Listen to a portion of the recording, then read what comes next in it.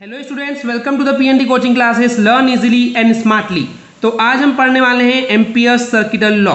Okay, तो चलिए start करते हैं।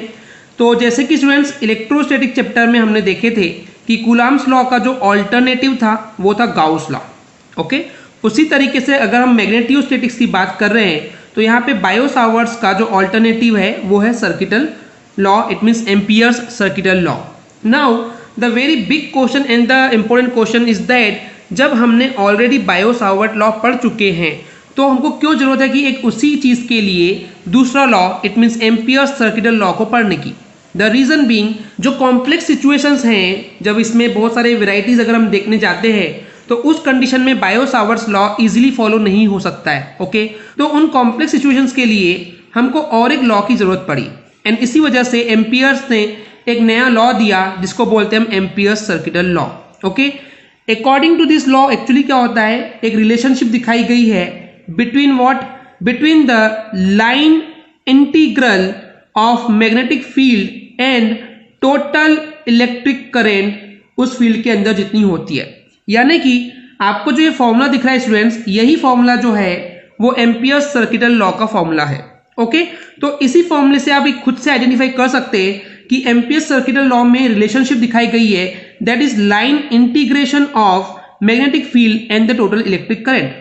आई अंडरस्टैंड, कुछ नई टर्म्स आपको यहाँ पे दिख रही है, कुछ कंफ्यूजन होंगे, but don't worry, till the end इस वीडियो के आपको सारे डाउट्स क्लियर हो जाएंगे। ओके स्टूडेंट्स, तो चलिए अब इस एम्पियर्स सर्किटल लॉ की डेफिनेशन देखते हैं। जो उन्होंने स्टेटमेंट दिए, जो उन्होंने कंसेप्ट दिए, एक्चुअली ये जो थ्योरी है वो इसी फॉर्मूले पे डिपेंडेंट है। ओके, तो सबसे पहले उस डेफिनेशन को मैं बताने के पहले कुछ इस फॉर्मूले के बारे में बताना चाहूंगा कि यहाँ पे जो B है that is a magnetic field and DL is what, small element. Now the very important thing about the amperes circuital law is कि आपको ये बात पता होनी चाहिए कि जो एम्पियर का सर्किटल लॉ है वो actually based on the line है। ओके, ये लाइन के बेस पे है। Now what is that line? It means कि जैसे कि स्टूडेंट्स आपको ये बात पता होगी कि जो इंटीग्रेशन है वो 3 टाइप का होता है। अगर वन डायमेंशन एक लाइन के रिस्पेक्ट में बोले तो उसको हम बोलते हैं लाइन इंटीग्रेशन। अगर हम 2D ले रहे हैं, ओके, यानी कि 2 लाइन से 2 वायर्स है, उस केस में हम उसके सरफेस एरिया के रिस्पेक्ट में इंटीग्रेशन करते हैं, so that is called the surface area integration. And अगर 3D ऑब्जेक्ट ले रहे हैं तो उसमें वॉल्यूम के बेस पे इंटीग्रेशन होता है जिसको हम बोलते हैं वॉल्यूम इंटीग्रेशन। क्लियर है? तो अब आपको ये बात पता होना चाहिए कि जो एम्पियर्स का जो सर्किटल लॉ है एक्चुअली ये बेस्ड है लाइन इंटीग्रेशन पे। Okay, now what is that? यानी कि यहाँ पे जो ये आपको लाइन दिख रही है, ओके, DL इज व्हाट, एक छोटा सा एलिमेंट। एलिमेंट वो कैसे हो सकता है? वो जनरली लाइन होगा। इवन इफ अगर आप एक सर्कल लेंगे तो उसमें भी अगर आप एक छोटा सा एलिमेंट लेंगे तो आपको एज अ लाइन ही दिखती है स्टूडेंट्स। क्लियर है यहाँ पे? तो इसलिए इसको बोला गया है line and then integration. Okay, now what is this symbol? I am telling you कि ये जो एम्पियर सर्किटल लॉ है एक्चुअली एक क्लोज्ड लूप पे काम करता है। क्लोज इन द सेंस आपको एक सर्कल मिलने वाला है। जब मैं आपको इसका डायग्राम दिखाऊंगा एंड उसके बारे में और डीप में बताऊंगा तो आपको समझ में आ जाएगा कि ये क्या है। तो एग्जैक्टली आपको ये रिप्रेजेंट कर रहा है कि आपके पास क्लोज्ड लूप है। एक्चुअली जो ये एम्पियर का जो सर्किटल लॉ होता है वो वर्क ही करता है उस क्लोज लूप के बेस पे। Okay students, and you already know कि B क्या है, that is magnetic field. Mu naught क्या है, दैट इज परमियाबिलिटी। अगर आपने हमारे सारे लेक्चर्स बाय सीरीज देख रहे हैं तो आपको ये बात पता होगी। Okay, and this is I what, this is electric current. तो चलिए अब इस बेस पे हम इस एम्पियर सर्किटल लॉ की डेफिनेशन को समझते हैं। तो एम्पियर सर्किटल लॉ के अकॉर्डिंग क्या होता है, जो आपका लाइन इंटीग्रेशन है, आप लाइन इंटीग्रेशन किसका कर रहे हैं? मैग्नेटिक फील्ड का कर रहे हैं, right? Magnetic field that is B vector. Okay, तो अगर हम बात करें कि line integration of magnetic field, अब आपको ये सिंबल देखना है, अराउंड एनी क्लोज सर्किट। आप क्लोज लूप भी बोल सकते हैं एंड क्लोज सर्किट भी बोल सकते हैं। तो यहां से कवर हो गया। Okay, around any close circuit is equal to what, mu naught times, यहां बोल सकते हैं, यहां पे जो म्यू नॉट है वो परमियाबिलिटी कांस्टेंट है, राइट? तो mu naught times the total current I threading. Threading मतलब व्हाट, जो वहां से पास हो रही है, लिखा भी है थ्रेडिंग या फिर पास हो रही है उस क्लोज सर्किट से। ओके स्टूडेंट्स, आई होप आपको इस फॉर्मूले के बेस पे इसका कंसेप्ट एंड स्टेटमेंट इतना तो क्लियर हो ही गया होगा।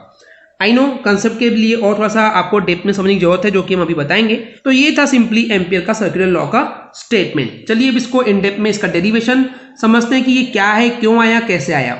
अब इसी फॉर्म को और दूसरे तरीके से कैसे लिख सकते हैं, तो उसके लिए क्या किया गया है यहाँ पे स्टूडेंट्स, लेट किया गया है कि हमारे पास जो मैग्नेटिक फील्ड है दैट इज बी वेक्टर है और उसकी जो डायरेक्शन है वो अलोंग द टेंजेंट है उस सर्कल के। ओके, एंड जो पेरीमीटर है जो आपने सर्कल क्लोज लूप लिए हैं या फिर क्लोज कर्व लिए हैं उसकी टोटल लेंथ है capital L. Okay, then in that case जब आप इसका इंटीग्रेशन करेंगे तो जो बी वेक्टर है वो कांस्टेंट है, वो बाहर आ जाएगा, एंड डीएल का जब इंटीग्रेशन करेंगे तो हमको टोटल लेंथ मिल जाएगी that is capital L equal to mu naught into I.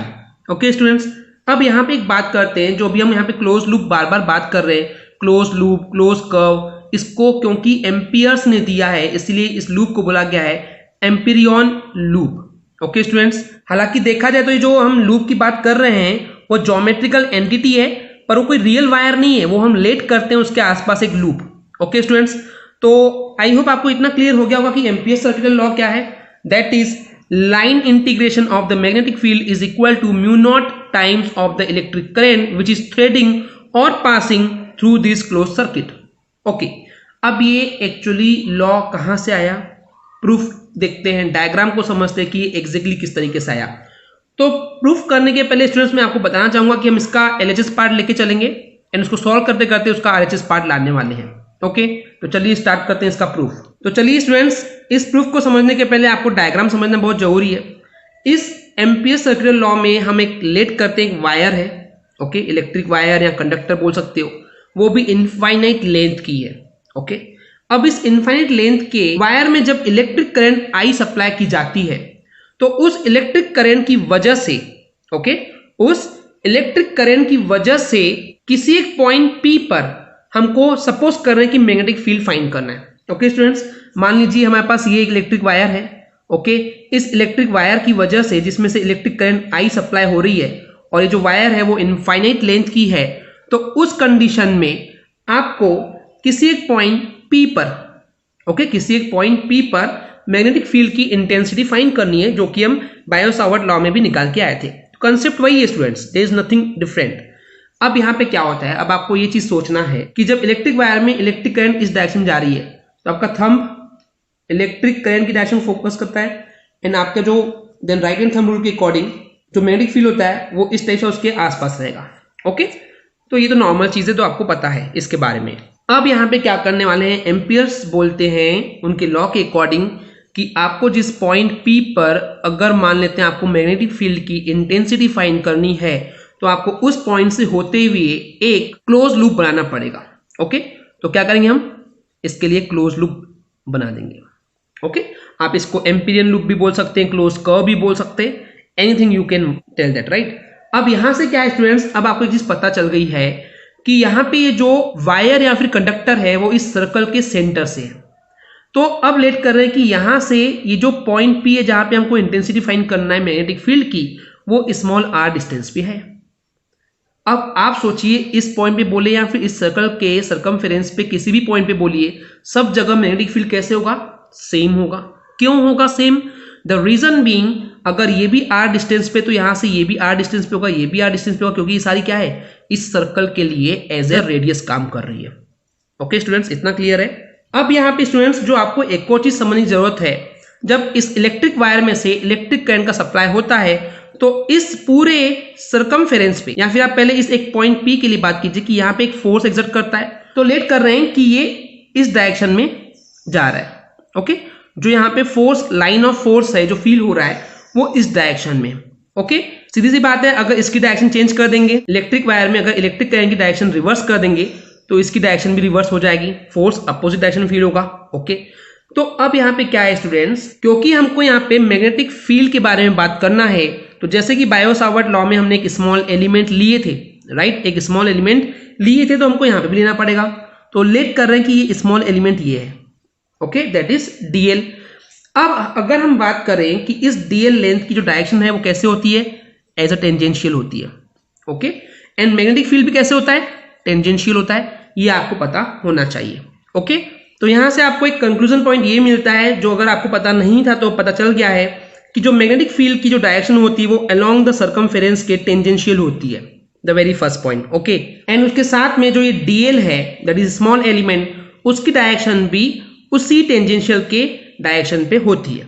Okay students, तो ये था एक बेसिक कंसेप्ट। चलिए अब इस पे बात करते हैं, जो कि हमने ऑलरेडी बायो-सावर्ट लॉ में पढ़ के आए हैं कि अगर हमारे पास इनफाइनाइट लेंथ की एक इलेक्ट्रिक वायर या फिर कंडक्टर है, ओके, तो उसमें से अगर इलेक्ट्रिक करंट जो है वो आई सप्लाई हो रही है, तो उससे आर डिस्टेंस पे, ओके, उस इलेक्ट्रिक वायर से आर डिस्टेंस पे किसी एक पॉइंट पी पर कितना मैग्नेटिक फील्ड होता है, तो उसका फॉर्मूला हमने पढ़ के आए थे, that is B is equal to mu not upon 4 pi 2i upon R.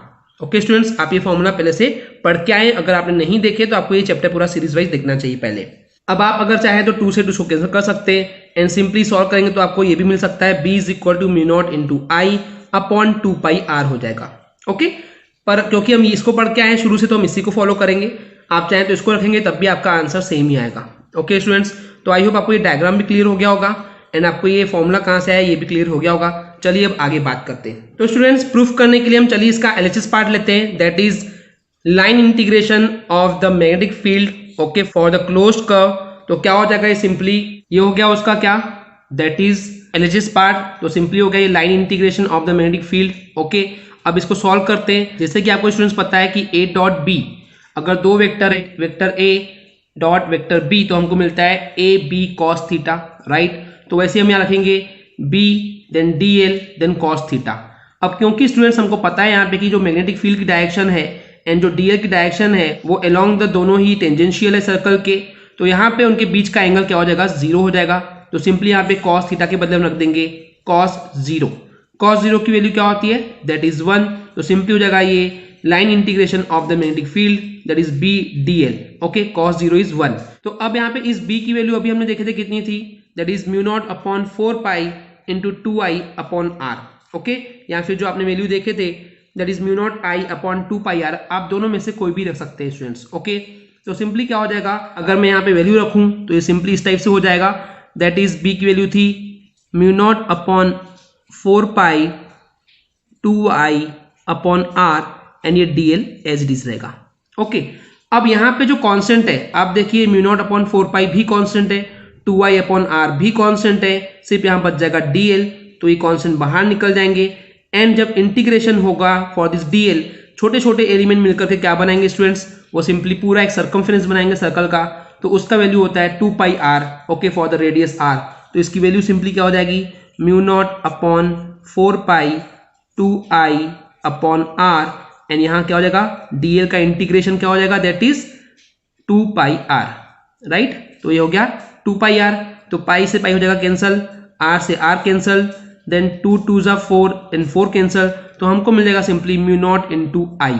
Okay, यही हमको आरएचएस ला के दिखाना था for the amperes circuital law. Okay students, I hope आपको इतना क्लियर हो गया होगा।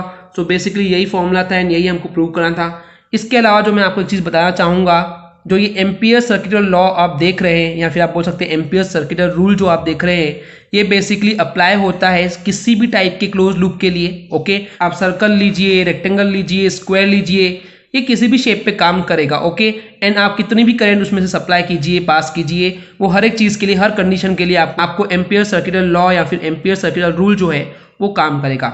ओके स्टूडेंट्स, आई होप आपको क्लियर हो गया होगा। अगर आपको हमारी वीडियो से कुछ भी सीखने मिला या नॉलेज मिला तो प्लीज़ हमारे चैनल को सब्सक्राइब कीजिए एंड वीडियो को लाइक ज़रूर करें। आज के लिए इतना ही, थैंक यू।